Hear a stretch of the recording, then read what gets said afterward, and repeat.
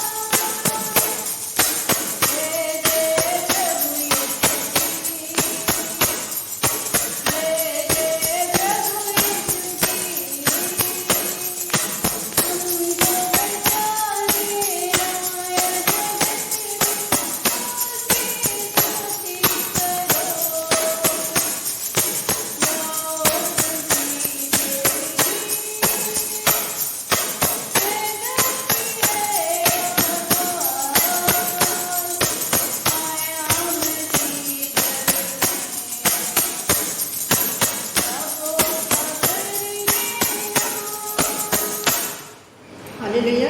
वचन में जाने से पहले परमेश्वर के जोरदार तालियों से स्वागत करते हैं। हालेलुया। आज का जो हम वचन पढ़ेंगे पहले यूहन्ना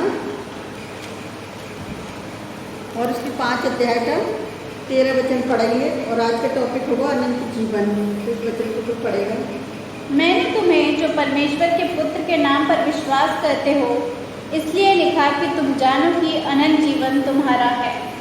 हालेलुया। तो हम 14 में पढ़ेंगे, उसमें लिखा है और हम उसके समान जो ह्याव होता है वे ये है कि यदि हम उसकी इच्छा के अनुसार कुछ मांगते हैं तो वे हमारी चिंता है। और 15 में देखेंगे, जब हम जानते हैं कि जो कुछ हम मांगते हैं वे ही हमारी चिंता है तो ये भी जानते हैं कि जो कुछ हमने उससे मांगा है वे पाया है। हालेलुया।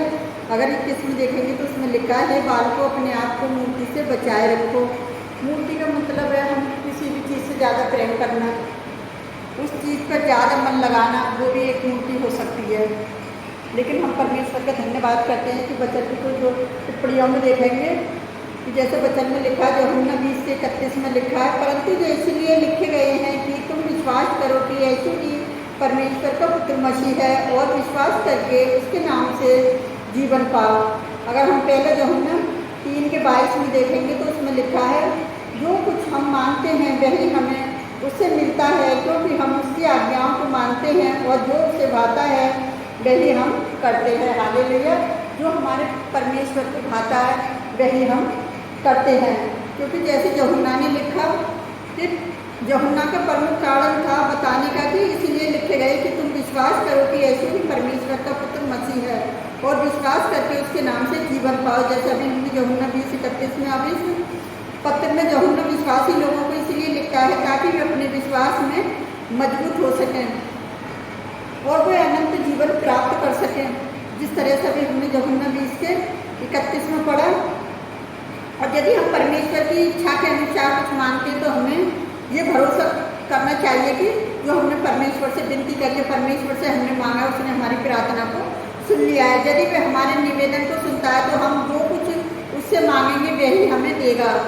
जैसे अभी हमने 3 के 22 में देखा, जब हम परमेश्वर से विनती करते हैं तो परमेश्वर हमारी प्रार्थना को सुनता है और उसे मांगे में क्या मेरे बच्चों को किस चीज़ की ज़रूरत है तो वो परमेश्वर जो है जब भी हम उससे कुछ मांगते हैं बड़े प्यार से तो वो हमें प्यार से कहने के लिए ये नहीं हर रोज हम कुछ ना कुछ परमेश्वर से मांगते हैं। जब परमेश्वर की इच्छा के अनुसार कुछ मांगते हैं ना तो वो हमें मिलता है। तो मैं आपको एक गवाही बताना चाहती हूँ आज के परमेश्वर के वचन के पढ़े जाने पर भी बड़ी आशीष हो। मैंने आपको पिछले संडे बताया था कि मैं प्रचार पर जा रही हूँ। जब हम प्रचार पर संडे को गए तो क्या हुआ था, बहुत सारे सवाल जवाब लोगों ने करे जब हमने बाइबल बांटना शुरू करा। तो आजकल मैं अपने सारे मसीह भाइयों से कहना चाहती हूँ कि पता है क्या है कि जब आप ये देखोगे कोई तिलकधारी तिलक लगा रखा है तो आप ये मत सोचो कि कोई विरोधी हो सकता है। बहुत सारे लोग आजकल जब से कोरोना वायरस हुआ है, मैं महिलाओं को जेंट्सों को देखती हूँ, पता है क्या है, टीका लगा के रहते हैं। सो पता है क्या होता है कि कई बार सोचते हैं कि शायद हम इस टीके से बीमारी से बच सकते हैं, लेकिन ऐसा नहीं है। लेकिन परमेश्वर की इच्छा जो होती है वो ही होता है। तो जब लोगों ने मुझसे सवाल जवाब करना शुरू करा तो मैं परमेश्वर का धन्यवाद करती हूँ। तो मैं प्रार्थना करती हूँ परमेश्वर से कि मैं आज प्रचार पर जा रही हूँ, जो मेरी टीम प्रचार पर जा रही है, मैं लगातार प्रार्थना करती रहती हूँ क्योंकि परमेश्वर ने वायदा कर रखा है जहाँ तुम जाओगे मैं तुम्हारे साथ साथ जाऊँगा। और जब मैं अपनी स्वर्गदूतों को आज्ञा दूंगा कि जहाँ भी तुम जाओगे वो तुम्हारी सहायता तुम्हारी मदद करेंगे। तो परमेश्वर के जब नाम से हम जाते, जब हम उसके नाम को स्मरण कर कर जाते हैं तो परमेश्वर हमारे साथ साथ होता है। और हम जवाब देने वाले हम नहीं होते, पवित्र आत्मा जवाब देने वाला होता है। तो कई लोगों ने मुझसे जवाब पूछे, मैंने बाइबल से जवाब दिए, लोगों को अच्छा लगा। लेकिन एक जेंट्स ने आकर मुझसे पूछा, सिस्टर आप जो बाइबल बांट रहे हो आपको क्या मिलता है इससे? मैंने कहा भाई एक बात बता, परमेश्वर ने मुझे बाइबल दी है मेरे हाथ में, तो मैं आपको दे रही हूँ, तो आपको बुरा लग रहा है? कह रहा नहीं, मुझे ये नहीं पता कि मतलब इसमें क्या लिखा है। मैंने कहा भाई ये तो पढ़ के ही पता चलेगी इसमें क्या लिखा है, जब पढ़ेंगे नहीं तो पता कैसे चलेगी। मैंने कहा मेरा काम तो सिर्फ समाचार प्रचार करना है, मैं तो प्रचार करने आई हूँ, प्रचार करके चली जाऊँगी। अब ये काम तो आपका है, आपको मांगना है परमेश्वर से और आपको प्रार्थना करनी है। तो कहता है अच्छा। अब एक जेंट्स आता है तो वो बोलता है, सिस्टर आपने जो अभी जो किताब दी है मुझे दोबारा चाहिए। मैंने कहा भैया कि दोबारा जो चाहिए ना, जो बाइबल है और कुछ जो स्टोरी की जो वचन की टिप्पणियाँ हैं वो पता है क्या है कि वो हम उन्हें बांटते हैं तो बहुत से लोगों को वचन ना अच्छा लगता है, तो वो दो दो तीन तीन चार चार ले लेके, कोई तो कहता है मेरे बच्चों को भी चाहिए, मेरे घर में भी बहुत सारे लोग पढ़ने के लिए मैं उन्हें भी दूंगा। तो हमें बहुत अच्छा लगता है कि हमसे लोग सवाल जवाब करते हैं और हम बाइबल से जब उन्हें जवाब देते हैं ना तो वो भी अच्छा लगता है। तो एक जेंट्स ने पता है क्या करा कि मेरी रिकॉर्डिंग करने के लिए मुझसे उसने सवाल पूछा, सिस्टर आपने जो बुक दी है मुझे और चाहिए वो। मैं बोली भैया देखो जितनी थी हमने बढ़ चुकी हैं, अब हमारे पास तो स्टोरी वाली किताब नहीं है, अब आप ले सकते हो, ये नया नियम है हम तो बचा हुआ है, आप इसे ले सकते हो।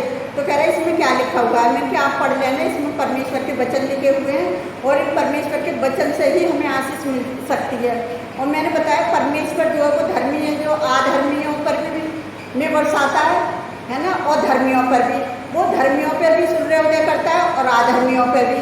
उसने मेरी बात को सुना, कह रहा सिस्टर मुझे बाइबल दीजिए, और बाइबल लेके तो फिर मेरी बेटी आ जाती है तो मेरी बातों को रिकॉर्ड कर लिया था ना, तो उसे मेरी बेटी सोचने लगी कि पता नहीं ये क्या मम्मी से सवाल जवाब कर लिया था। कह रही मम्मी चलो और लोगों को भी देना है। तो फिर मैंने उस भाई को बोला भाई ऐसा है कि मैं आपको ही सारा बताती रहूँगी तो मेरे तो बाकी लोग रह जाएंगे, मुझे और लोगों को भी वचन प्रचार करना है और लोगों को भी मुझे बाइबल देनी है। तो कहता है थैंक यू।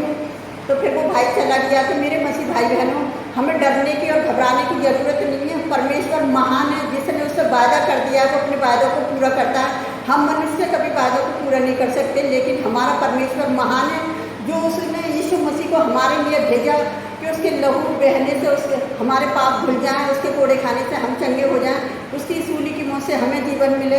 तो हम परमेश्वर का धन्यवाद करते हैं जो हमें परमेश्वर ने सेहत में दिया है। बाइबल का वचन तो क्यों ना हम सेहत में तो लोगों को दे सकें। तो हम अपने परमेश्वर यहोवा का धन्यवाद करते हैं इस सुंदर गवाही के लिए। और मेरे सभी मसीह भाई बहनों से यही विनती करती हूँ कि विरोधी लोगों से ना डरें और बल्कि ज़्यादा से ज़्यादा प्रार्थना करें। और जिन जिन शहरों में सताव हो रही है उनके लिए भी क्या करें, प्रार्थना करें, ताकि विश्वास की प्रार्थना के द्वारा बहुत से बंधन टूट जाते हैं। तो हम मणिपुर के लिए, मिजोरम के लिए और नागालैंड के लिए और भी देशों में जो सताव हो रहा है उनके भी लिए हमें लगातार प्रार्थना करते रहना है, क्योंकि प्रार्थना के द्वारा बहुत से बंधन टूट जाएंगे और बहुत से विरोधी